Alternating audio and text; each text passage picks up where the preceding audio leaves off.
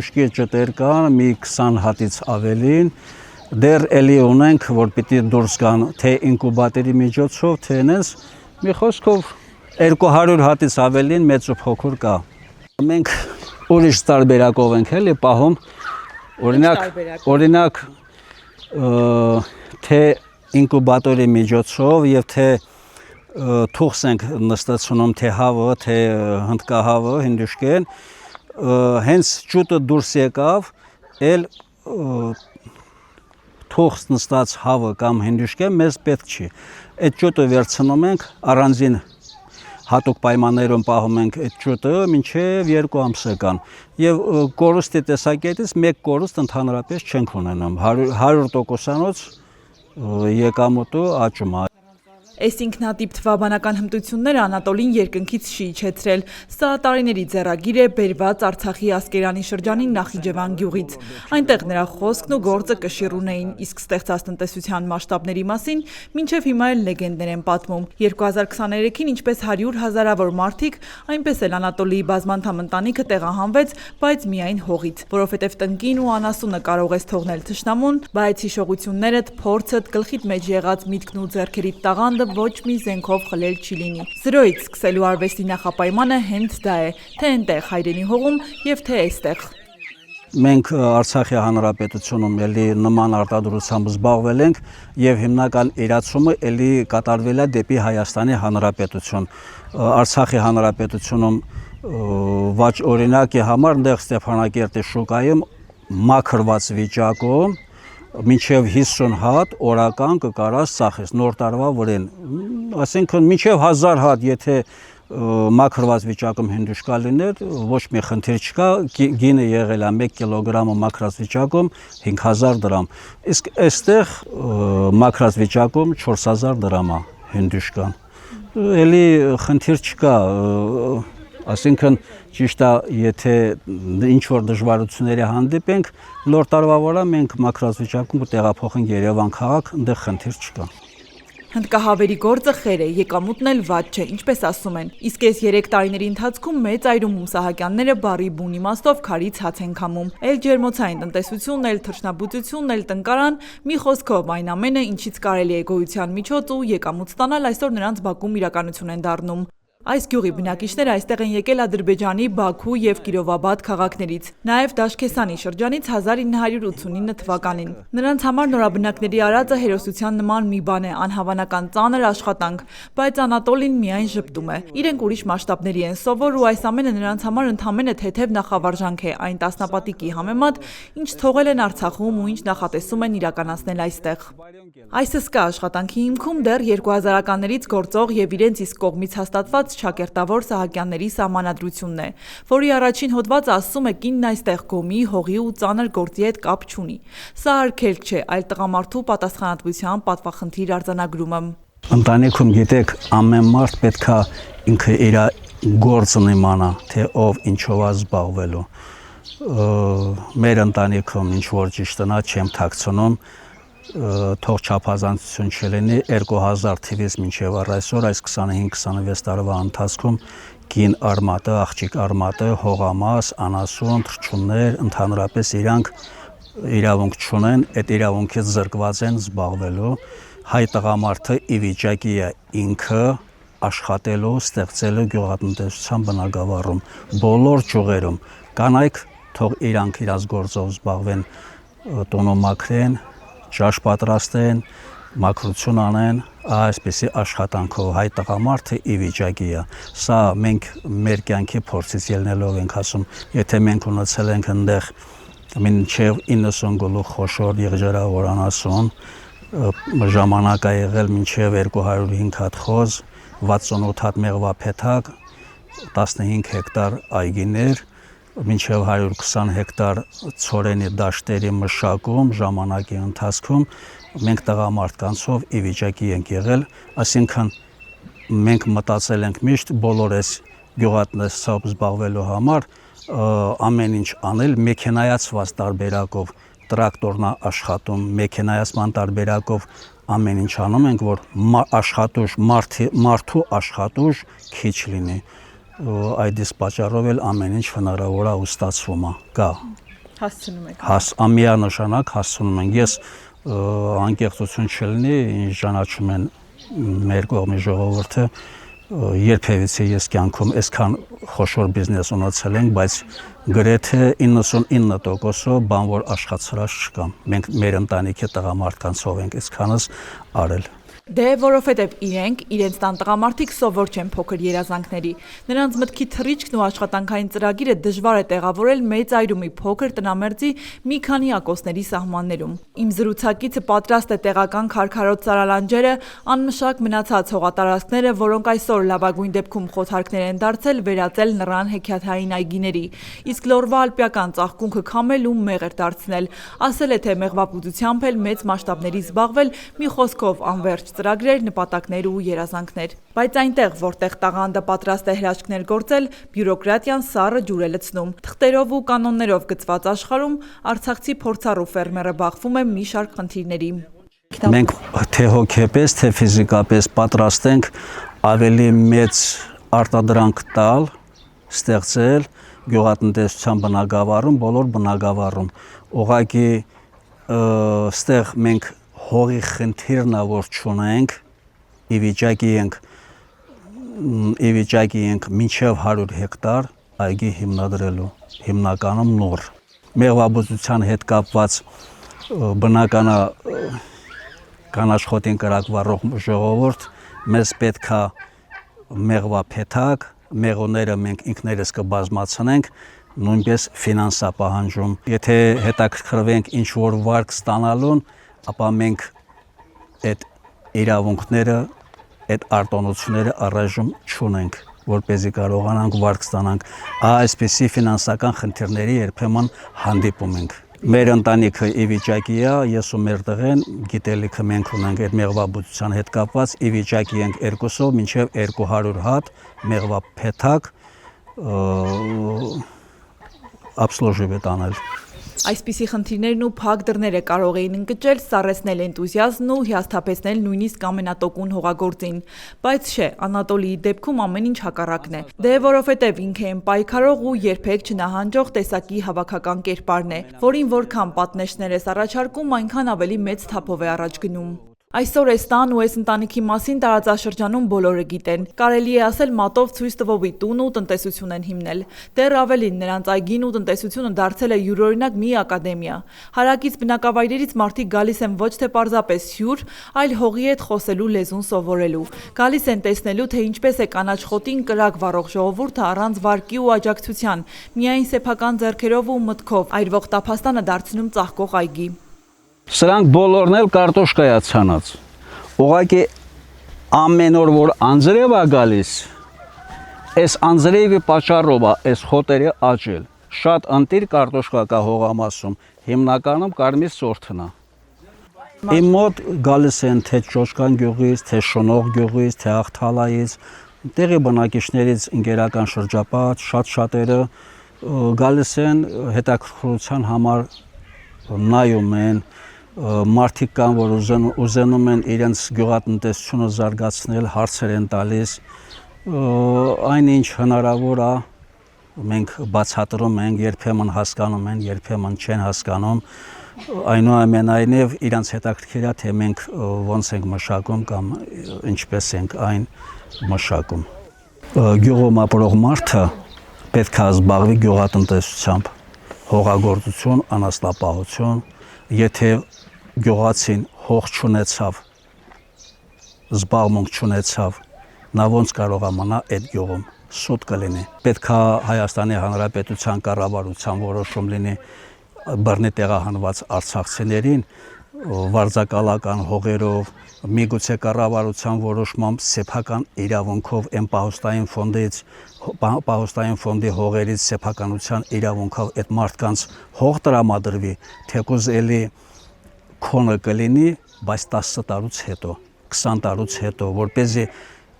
պետք է քեզ հող ունենաս, որպեսզի քեզ այդ հողդ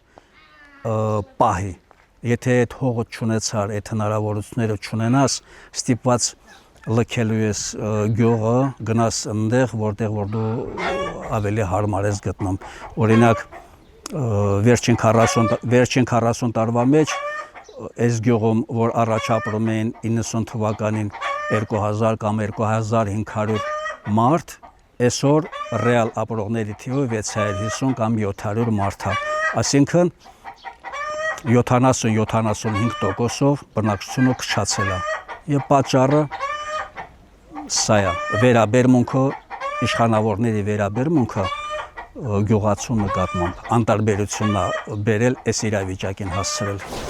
Այս միթիս հողում մի ոտնաչափ տարածք անգամ պարապ չի մնացել, չես տեսնի։ Ամեն քայլափոխի ուշադիր ոտքիդ առաջ ես նայում, որ հանկարծ մի կանաչ կյանք կամ տնկի ոտքի տակ չփչացնես։ Դե արի ու զարմացած ու արմացած մի մնա։ Հաճախ կարելի է լսել կարծրատիպային այն միտքը, թե արցախցիները սովոր են եղել լավ ու հեշտ կյանքի։ Անատոլին չի հերքում, այո, Արցախում մարդիկ իրոք բարեկեցիկ են ապրել, բայց այդ բարեկեցությունը երկնքից չի թափվել ու ոչ էլ հեշտությամբ է տրվել։ Դրա թիկունքում ամենօրյա համատարած ու քրտնաջան աշխատանքն էր, որտեղ չկար պաշտոնի կամ դիրքի ամբարտավանություն։ Այնտեղ հողի հետ հավասարապես կռիվ էր տալիս թե հասարակ գյուղացին եւ թե պետական բարձրաստիճան պաշտոնյան։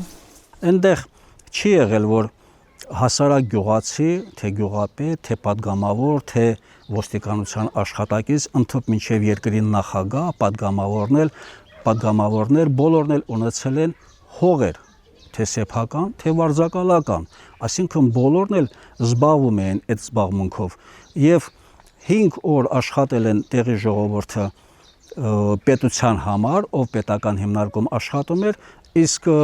շաբաթ կիրակի օրը 2 օրը մարդիկ պարապ չեն նստել, մինչև երկրի նախագահան բոլորն էլ իրանց հողամասերը գնում էին աշխատում, իսկ այստեղ ես չեմ տեսնում որևիցե մի իշխանավոր, որ շաբաթ կիրակին գնա իր հողամասում աշխատի։ Հիմա ստացվում է, որ Ղարաբաղում ասում են խի են լավ ապրել մարդիկ 5 օր աշխատել են պետության հիմնարկներում, աշխատավարձ են ստացել, այն 10 օրը, շաբաթվա 2 օրը, ընդհանուր 10 օր, 10 օրն էլ աշխատել են իրանց սեփական հողերում, այգիներում։ Ստացվում է, որ ունեցել են բոլորը 2 աշխատանք։ Ասել է, թե երբ աշխատանքի մշակույթը արյան մեջ է, ամեն տեղ էլ հողը կյանք կտա, միայն թե կյանք տվողին հողից չկտրեն։ Երազանք կամ գուցե նպատակ ունեն մեծ նռան այգիներ հիմնեն։ Իրենց աշխատանքով ինչու՞ չէ նաև աղ լցնեն երկրի տնտեսությանը, բայց դրա համար այս ընտանիքին առաջին հերթին տարածք է պետք։ Իսկ մինչ այդ այս 3800 մետրում պարապ չեն մնում։ Դեռ ավելին, անջուրայրումում կաթիլային ոռոգման համակարգով են այգի ջրում։ Սրանք բոլորը նռան տնկիներն են, 1 տարեկան 2 տարին է գնում։ Եթե հող կունենանք հաջորդ տարին գարնանա մարտ ապրիլ ամսում կտեղադրենք մեր վարձակալական հողում, իսկ եթե հող չունենանք ստիպված կլինենք նորից տնկիները վաճառենք։ Փառք Աստծո, ոռոգման ջրի խնդիրը, թե խմելու ջրից, թե անտառից գալացող ջրից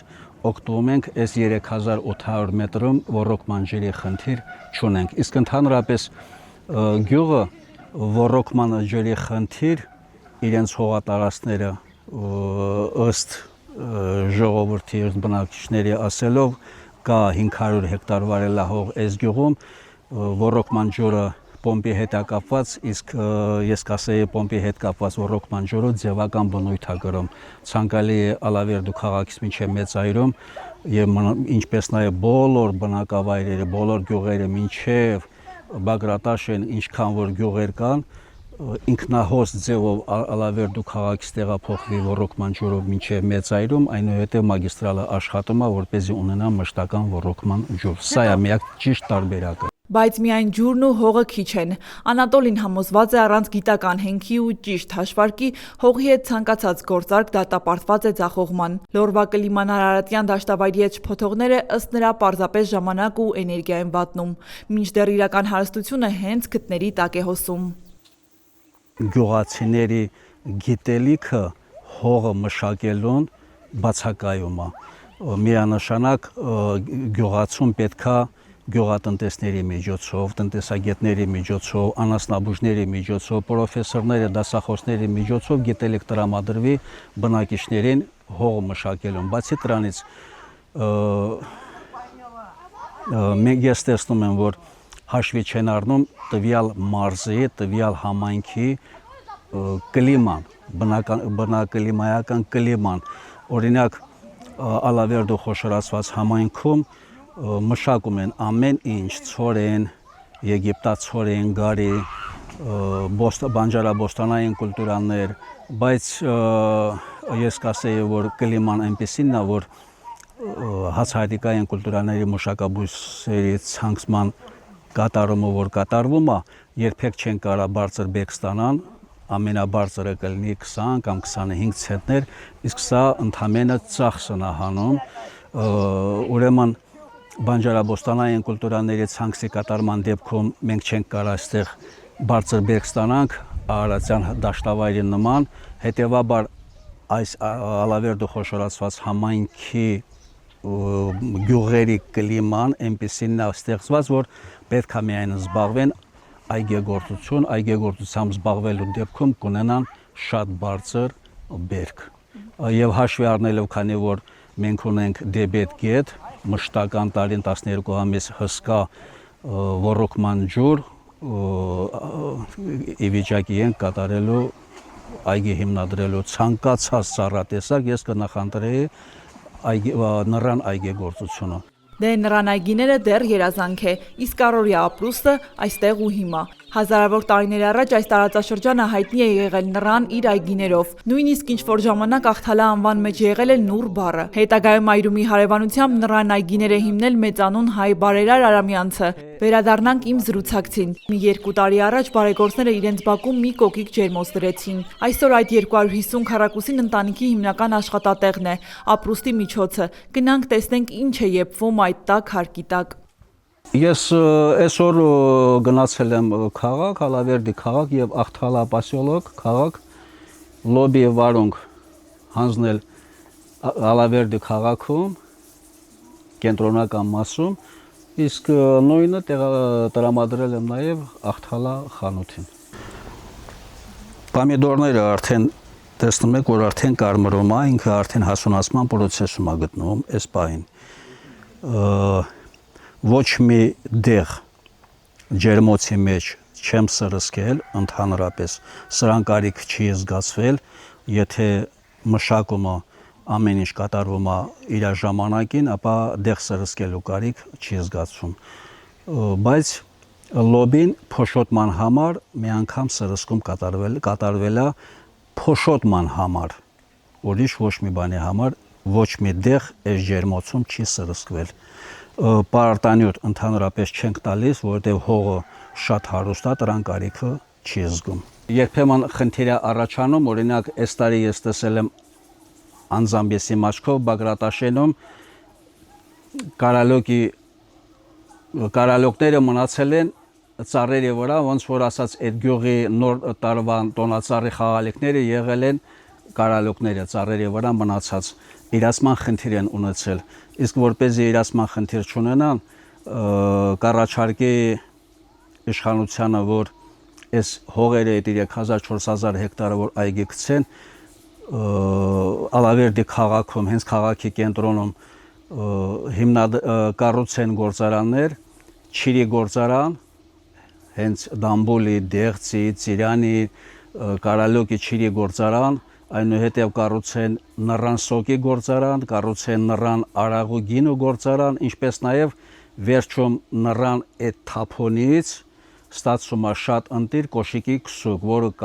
հումքը այնքան շատ կլինի, որը ամբողջ աշխարհը կոշիկի քսուկը գործարանով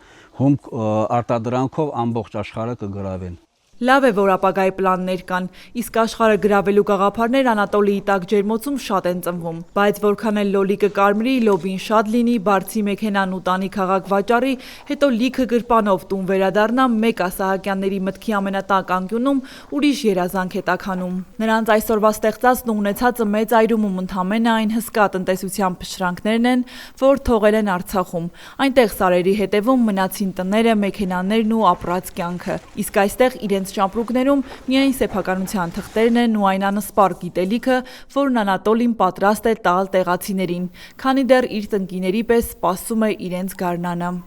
Այսօր մենք ապրում ենք հույսով, որ նորից կգա մի օր, որ նորից հետ վերադառնանք Արցախի Հանրապետություն, մեր երկիր։ Սա ինչ որ թելադրել եմ, սա մեր ունեցվածքի մի մասն է։ Այնտեղ թողել ենք 4 հատ տուն, 1 հատ փոքր մարդատար Ժիգուլի մեքենա, 1 հատ թորթորավոր Ալտայ տրակտոր, անասնապահական ֆերմա, հսկա, պահեստներ, բոլոր փաստաթղթերը, ինչ ունեցել ենք, բոլորն էլ վկայականներով, բոլոր վկայականները փաստաթղթերի այն ինչ որ թողել ենք Արցախի Հանրապետությունում, այստեղ մեր տուննա, մեր ձեռքին է գտնվում, բայց միևնույն է կամ եղած, կամ չեղած դրա մասին ոչ մեկ չի խոսում եւ չեն էլ խոսալու։ Մեր միակ հույսը Արցախ հետ վերադարձնա։ Իմ կարծիքով արցախցիների 90-95%-ը այդ նույն կարծիքին են։ Հավատացեք, մենք այսօր հույսով ենք ապրում, հույսով, բայց քանի որ այստեղ ենք, ես կուզենայի այս ինչ գիտելիք գյուղատնտեսության մեջ ունենք, փոխանցել ստեղ ապրող մեր գյուղի ժողովրդին, Ալավերդու խոշորացված համայնքի բնակիչներին, որպեսզի այս գիտելիքը իրանք էլ ձեռք բերեն ու գյուղատնտեսությունը տեսնում ենք, որ շատ ցածր մակարդակի վրա է, առավել եւս Ալավերդու խոշորացված համայնքում, որպեսզի այս ճյուղը